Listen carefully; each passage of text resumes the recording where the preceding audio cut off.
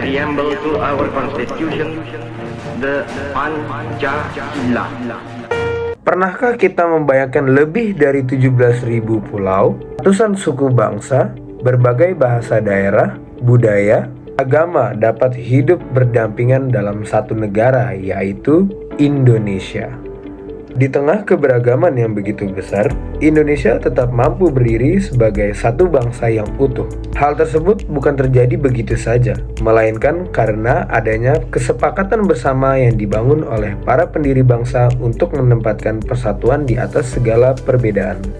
Kami dari kelompok 7 Pendidikan Pancasila, saya sendiri Raiden Raga, Eka Ayu Putri Kloper, Fazri Abdika, Putri Sylvia Oktaviani, Sarah Narulita Putra Gunawan, Ansia Michelle Gunawan, dan Zahra Aknagita Zahra. Kami akan membahas materi sesi 4 yang berjudul Kebersamaan dalam Perbedaan sebagai Kesepakatan Bersama Menuju Negara Kesatuan. Melalui presentasi ini, kita akan melihat bagaimana nilai kebersamaan dan toleransi telah menjadi fondasi bangsa Indonesia sejak awal kemerdekaan hingga relevansinya dalam kehidupan saat ini. Untuk memahami proses tersebut, mari kita mulai dari perjalanan lahir dasar negara Indonesia. Saya persilahkan Sarah Narulita. Terima kasih Raiden. Teman-teman, Pancasila yang kita kenal hari ini ternyata tidak lahir dalam satu malam. Sebelum Indonesia merdeka, para pendiri bangsa berkumpul dalam sidang BPUPKI untuk membahas negara yang akan digunakan oleh Indonesia. Dalam sidang tersebut, muncul berbagai gagasan dari tokoh-tokoh besar seperti Muhammad Yamin, Supomo, dan Soekarno. Masing-masing memiliki pandangan yang berbeda mengenai konsep negara yang ideal. Muhammad Yamin menekankan pentingnya persatuan bangsa dan kebangsaan Indonesia. Supomo mengusulkan konsep negara integralistik yang mengutamakan kepentingan bersama di atas kepentingan individu maupun golongan. Sementara Soekarno memperkenalkan gagasan yang kemudian berkembang menjadi Pancasila. Meskipun memiliki perbedaan pandangan, mereka tidak menjadikan perbedaan tersebut sebagai alasan untuk saling menjatuhkan. Sebaliknya, mereka berdiskusi, berdebat, dan mencari titik temu demi kepentingan bangsa yang lebih besar.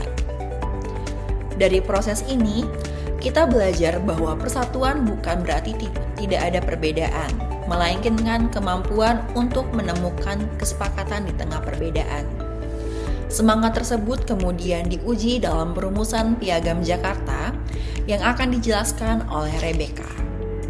Terima kasih Sarah. Salah satu momen paling penting dalam sejarah bangsa Indonesia adalah proses perumusan Piagam Jakarta. Pada saat itu, sila pertama dalam Piagam Jakarta memiliki rumusan yang berbeda dari yang kita kenal sekarang. Rumusan tersebut menimbulkan kekhawatiran dari beberapa pihak karena dikhawatirkan dapat memengaruhi persatuan bangsa yang beragam.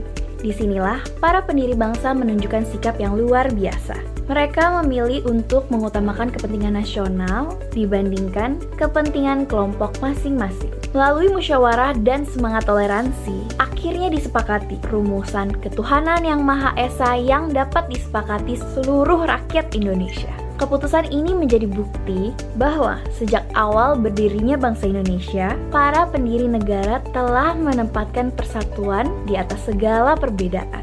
Semangat kebersamaan itu kemudian diwujudkan dalam lambang negara kita, yaitu Garuda Pancasila. Untuk itu, saya persilahkan Genta Fazri Abdika. Terima kasih Rebecca. Ketika berbicara tentang persatuan Indonesia, kita tidak bisa lepas dari lambang negara kita, yaitu Garuda Pancasila. Burung Garuda dipilih karena melambangkan kekuatan, keberanian, dan ketangguhan dalam menjaga bangsa Indonesia. Namun, yang lebih penting adalah pesan yang terkandung dalam pita yang dicengkram oleh Garuda, yaitu semboyan Bhinneka Tunggal Ika.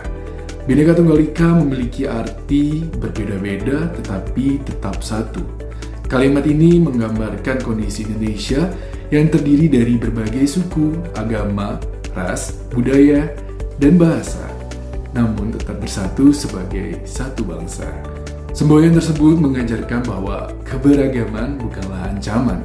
Sebaliknya, keberagaman merupakan kekayaan yang harus dijaga dan hargai bersama.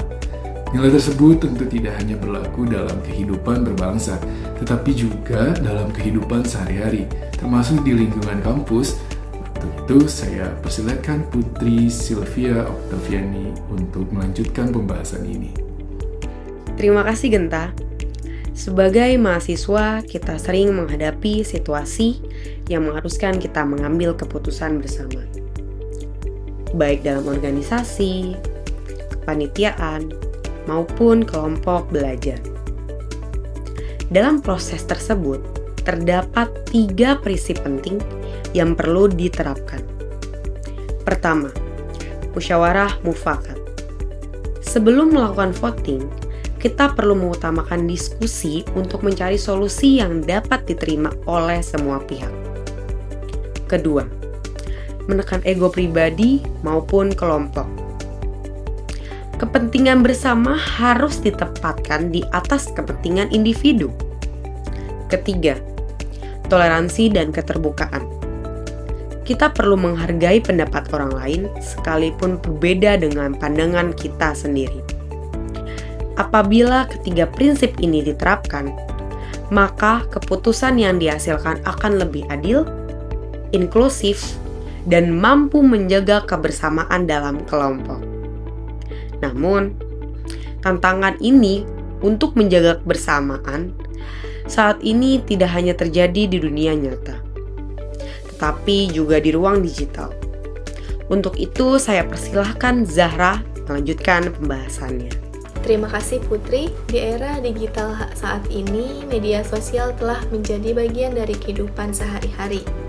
Melalui media sosial, kita dapat berkomunikasi dan bertukar informasi dengan sangat cepat. Namun, di sisi lain, media sosial juga sering menjadi tempat munculnya konflik akibat perbedaan pendapat, penyebaran hoaks, ujaran kebencian, dan sikap intoleransi. Oleh karena itu, kita perlu memahami bahwa persatuan tidak berarti semua orang harus memiliki pandangan yang sama. Persatuan berarti kita tetap mampu menghargai perbedaan, menjaga etika komunikasi, dan menghormati orang lain meskipun memiliki pendapat yang berbeda. Nilai-nilai tersebut sangat penting agar semboyan Bhinneka Tunggal Ika tetap hidup. Tidak hanya di dunia nyata, tetapi juga di dunia digital.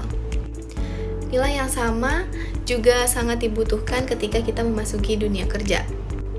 Untuk itu, saya persilakan Valencia untuk melanjutkan pembahasan. Terima kasih. Terima kasih Zara. Ketika memasuki dunia kerja, nilai-nilai Pancasila tetap memiliki peran yang sangat penting. Lingkungan kerja yang sehat membutuhkan kejujuran, tanggung jawab, keadilan, dan kemampuan bekerja sama dengan orang lain yang memiliki latar belakang yang berbeda. Sebaliknya, jika seseorang lebih mengutamakan ego pribadi, kelompok tertentu, atau bahkan melakukan tindakan yang tidak jujur, maka lingkungan kerja akan menjadi tidak sehat dan sulit berkembang. Karena itu, integritas menjadi salah satu nilai sangat penting dalam kehidupan profesional. Dengan menerapkan nilai-nilai Pancasila, kita dapat membangun budaya kerja yang saling menghormati, adil, dan berorientasi pada kemajuan bersama. Lalu, bagaimana peran generasi muda dalam menjaga nilai-nilai tersebut? Untuk menjawabnya, saya persilakan Steven Putra Gunawan. Terima kasih Valencia. Akhirnya materi tentang kebersamaan dalam perbedaan di sesi 4 ini membawa sebuah refleksi mendalam buat kita semua. Sebagai generasi muda, kita memikul tanggung jawab yang besar dan menjaga eksistensi dan juga merawat rumah kebersamaan ini. Peran nyata kita sebagai mahasiswa bisa dimulai dari hal-hal yang sangat sederhana di sekitar kita, seperti menghargai perbedaan, saat kita kerja kelompok, saat kita kerja, kemudian juga menolak diskriminasi di kampus, kemudian juga aktif berkontribusi positif bagi lingkungan sekitar kita. Dengan menjadikan Pancasila ini sebagai pedoman hidup, generasi muda bisa menjadi agen perubahan yang sesungguhnya. Terima kasih kepada anggota kelompok yang telah menyampaikan pendapatnya. Berdasarkan materi yang telah kita bahas bersama, dapat disimpulkan bahwa kebersamaan dalam perbedaan merupakan fondasi utama yang menjaga keutuhan bangsa Indonesia. Proses perumusan dasar negara, lahirnya Piagam Jakarta, hingga perkembangan kehidupan di era digital saat ini, para pendiri bangsa telah menunjukkan bahwa persatuan hanya dapat terwujud apabila setiap individu mampu mengutamakan kepentingan bersama di atas kepentingan pribadi maupun golongan. Nilai-nilai seperti toleransi, musyawarah, gotong royong, integritas, dan rasa saling menghormati menjadi kunci penting dalam menjaga persatuan bangsa Indonesia yang majemuk. Sebagai generasi muda, kita memiliki tanggung jawab untuk terus menghidupkan nilai-nilai tersebut dalam kehidupan sehari-hari, baik di lingkungan kampus, masyarakat, dunia digital, maupun dunia kerja. Nah, pada akhirnya, Pancasila bukan hanya dasar negara, tetapi juga sebagai pedoman hidup, menjaga Indonesia tetap menjadi rumah bersama bagi seluruh keberagamannya. Sekian presentasi dari kelompok 7. Terima kasih atas perhatian Bapak Ibu dosen dan rekan-rekan mahasiswa sekalian.